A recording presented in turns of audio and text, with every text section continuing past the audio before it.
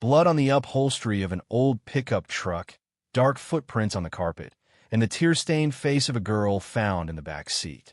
A routine traffic stop turned into a nightmare.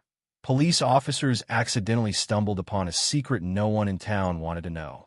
The disappearance of 13-year-old Emily Harris was reported in late August. The girl lived with her mother and younger brother in a small town in southern Oklahoma. That evening, as usual, she went to a nearby store to buy groceries but never returned home. For the first few hours, the family tried to search for her on their own, walking familiar streets and calling friends. However, by midnight, it became clear the situation was spiraling out of control, and her mother called the police. An official missing person report was filed at 2 a.m. Following standard procedure, police began questioning nearby neighbors and acquaintances. No one had seen the girl after she left the house. CCTV cameras at the store captured her purchase and the moment she walked out the door with the bag in her hands. After that, she was nowhere to be seen.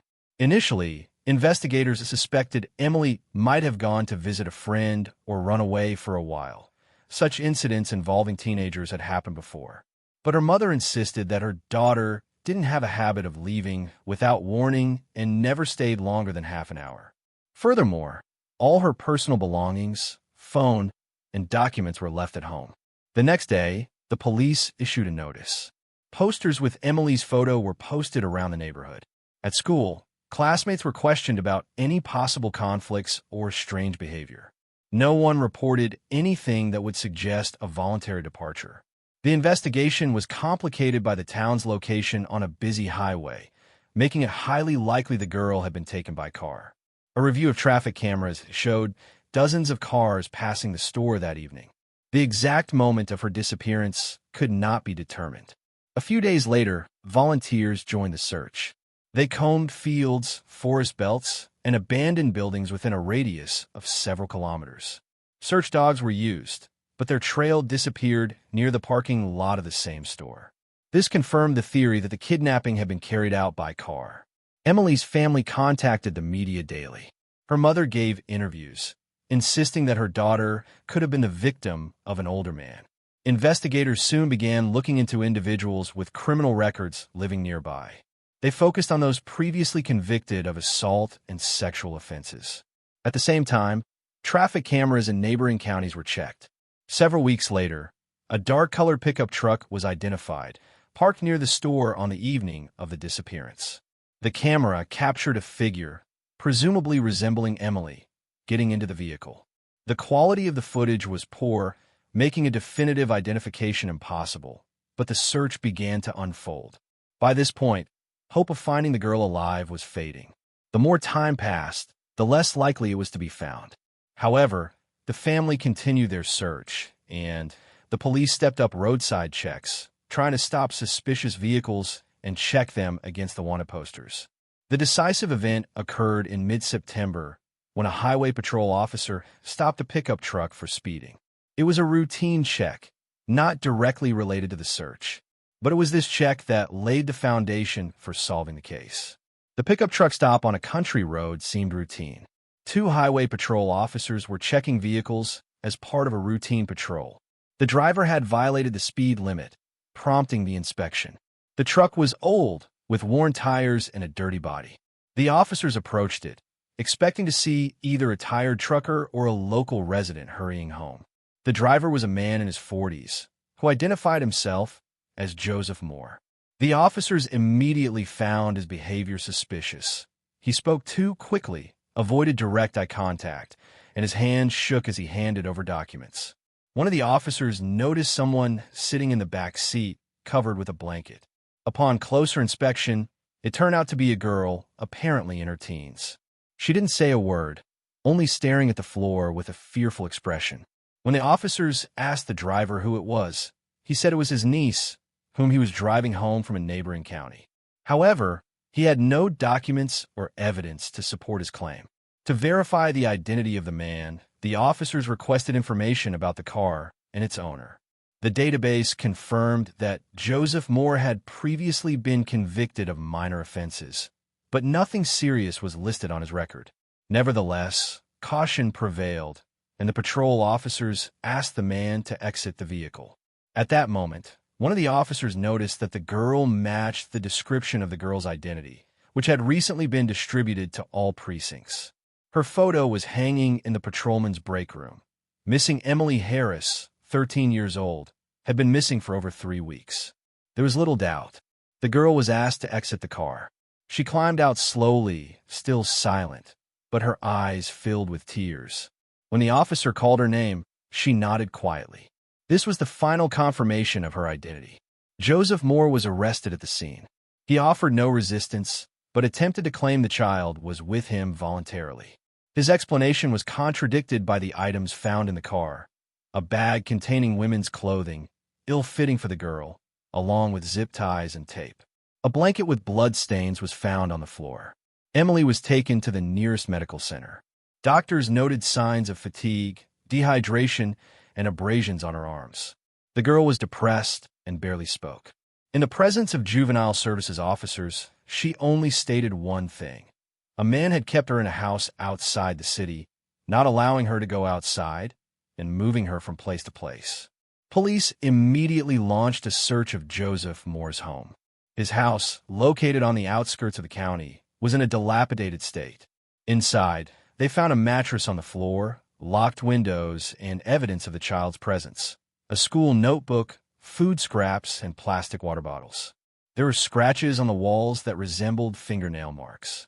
This evidence indicated the girl had been held against her will. News of Emily's survival quickly spread throughout the region. For the family, it was an unexpected miracle. As the longer the search dragged on, the less hope there was.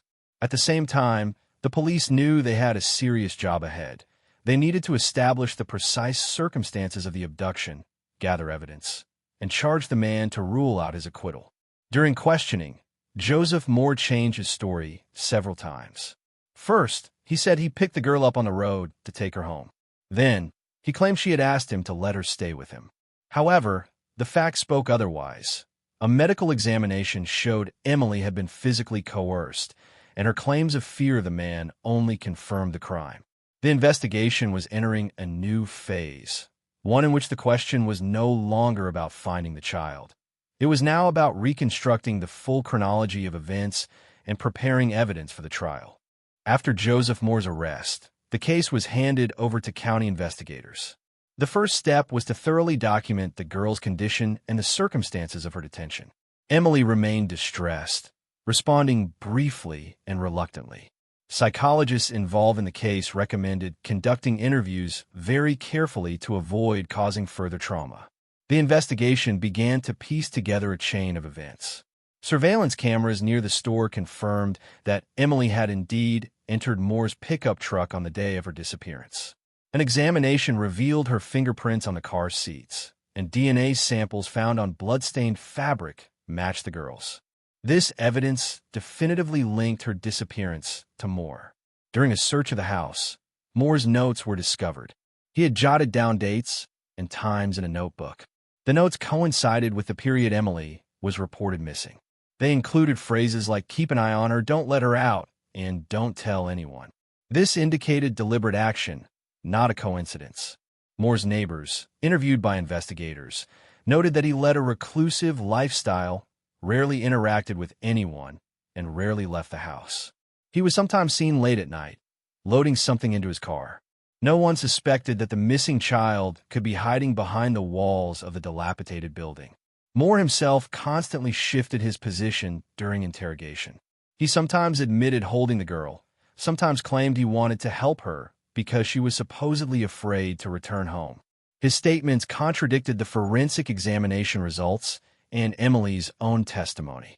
The girl later confirmed that she had been taken away by force, that she had tried to resist, but was locked in the house and unable to call for help. The district attorney's office quickly prepared preliminary charges. They included kidnapping of a minor, false imprisonment, and assault. More serious charges were also considered if forensic examinations revealed additional circumstances. At this time, the public closely followed the developments of the case. Local media published daily reports, and journalists kept watch outside the police station. For residents of the small town, The events came as a shock. People discussed how such a crime could have occurred in their neighborhood, and why no one had noticed the man's suspicious actions. A new phase of trials began for the girl's family. On the one hand, the joy of Emily's survival was immense. On the other, having to endure the investigation and subsequent trial was becoming a difficult ordeal. The parents were under constant media scrutiny and tried to protect their daughter from unnecessary contact. The investigation continued, and the evidence collected by police formed an increasingly solid picture of the crime. The next step was to determine the man's motives, establish whether he acted alone, and determine whether his behavior was connected to other unsolved disappearances. County investigators focused on Joseph Moore. At first glance, he appeared to be an ordinary man, unemployed, living alone in an old house on the outskirts of the city. However, further investigation revealed disturbing facts. He had a history of violence. Several years ago, he had been charged with assaulting a woman, but the case was dismissed due to insufficient evidence. He also had administrative fines and suspicions of petty theft. During a search of his home, investigators recorded dozens of pieces of evidence. In the basement, accessed through a concealed door, they discovered homemade locks and windows boarded up from the inside. A dirty mattress lay on the floor, alongside food scraps and plastic bottles. Traces of blood indicated that someone had been held there for an extended period. On the wall, investigators found traces of blood that matched Emily's blood samples. The notebooks containing the notes attracted particular attention. They recorded dates, times, and brief notes. No escape, silence at night, don't look out the windows. These notes demonstrated that the man had planned ahead for the child's detention and controlled her actions. For the investigator, this provided direct evidence of intent. Local residents, questioned by police, began recalling strange details. Several neighbors had seen a girl in the window of Moore's house, but assumed she was a relative. Others had heard screams, but were hesitant to contact the police, believing them to be arguments. Now, their testimonies began to fit together. The investigation also looked into Moore's possible involvement in other disappearances in the region. There have been a number of missing teenagers in the area in recent years, but no direct connections were established. However, investigators did not rule out the possibility that he was involved in other incidents. Meanwhile, Emily gradually began to testify. In the presence of a psychologist, she said Moore drove her away from the store just as she was about to go home. He stopped next to her, started talking, and then pushed her into the car. For the first few days, the girl was kept in the house, locked in. Moore forbade her from going outside, threatening to harm her family if she tried to escape. The girl didn't dare resist until a patrol officer found her. The investigators knew a trial was coming, and to secure a successful conviction, they needed to gather the most comprehensive evidence possible. In addition to evidence from the house and car, they conducted forensic examinations, DNA testing, and handwriting analysis of the recovered notes. All indications were that the man's guilt would be confirmed. By this time, the story had already spread beyond the local news. Major television channels and newspapers were publishing stories about Emily's rescue. Journalists raised questions about how someone with such a past could live peacefully in society without arousing suspicion, and why the police hadn't identified him sooner. The media attention was a difficult ordeal for the girl's family. They tried to limit their contact with the media and focused on their daughter's recovery. Emily required medical and psychological support, and her condition was under constant monitoring by specialists. Thus, by autumn, the investigation had reached its final phase. The charges were prepared, the evidence had been collected, and the case was being sent to trial.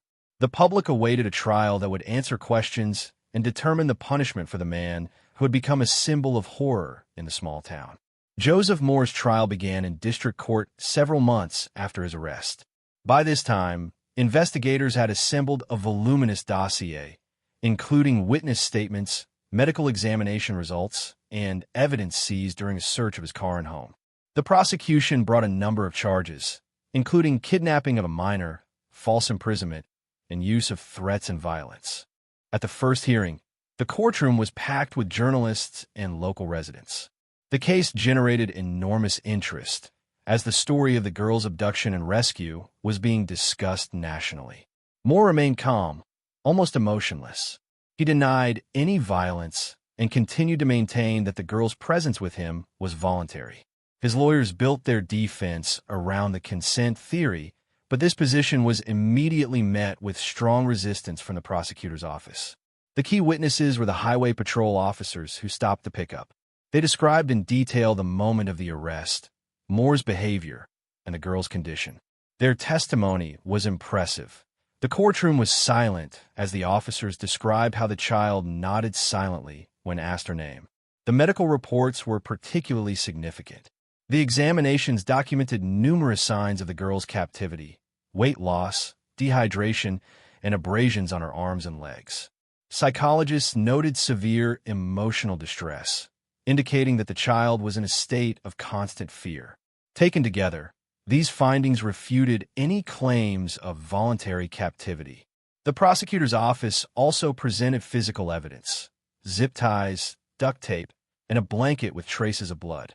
Experts confirmed that the DNA in the blood belonged to Emily.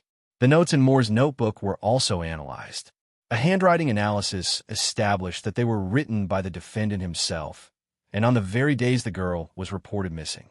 The defense attempted to mitigate the charges, citing Moore's lack of previous serious convictions and his mental state.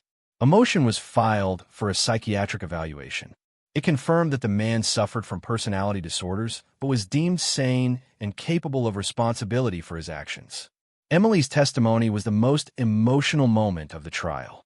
The girl was questioned in a separate room via video link to avoid direct contact with the defendant. She described being taken away by force, being under constant surveillance, and being afraid to try to escape. Although brief, her testimony fully supported the prosecution's case.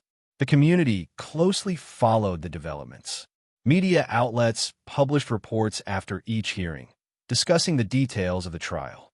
For many residents of the district, the trial became a symbol of the fight for child safety and the need for stricter oversight of individuals with criminal records. The final hearing was tense. The prosecutor demanded the maximum sentence for Moore, emphasizing that this was a crime against a child. The defense insisted on taking his mental state into account and the possibility of a more lenient sentence. The jury deliberated for several hours. Their decision was clear: find Joseph Moore guilty on all major counts. The judge announced the sentence: life imprisonment without parole. Emily's parents were present in the courtroom, but tried to avoid making public statements. For them, the most important thing was that the culprit was punished and their daughter was able to return home. After the verdict was announced, media attention gradually died down, but the case remained a topic of discussion in the community for a long time. It became the subject of public debate about the prevention of such crimes, the role of law enforcement, and the importance of responding to the slightest signs of trouble in one's neighborhood. Emily Harris's story became a reminder of how a random roadside check can save a life. A kidnapping and weeks of fear ended with her return home, and the perpetrator with a life sentence. The case has become a hallmark of successful investigation and the importance of everyday police work.